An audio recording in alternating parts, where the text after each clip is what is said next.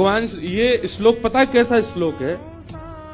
हर व्यक्ति को अपने वॉलपेपर पे, अपने फोन के वॉलपेपर पे ये श्लोक लिख के रखना चाहिए। वॉलपेपर लगाओ इस श्लोक का, अपने फोन का जो कवर होता है उस पर पीछे लिखो, नित्य इस श्लोक को देखो।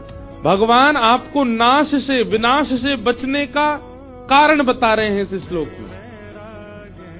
भगवान कहते हैं व्यक्ति के सर्वनाश का कारण क्या है, ये पूरा भगवान ने एक साइकिल बताई है इन दो श्लोकों में।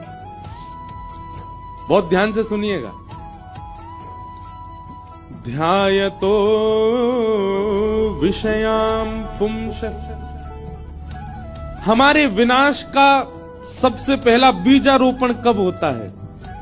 सब लोग इधर देखिएगा और जो सो गए उनको उठा दीजिएगा। हमारे विनाश का सबसे पहला बीजारोपण कब होता है? जैसे ही हम विषय का ध्यान करते हैं।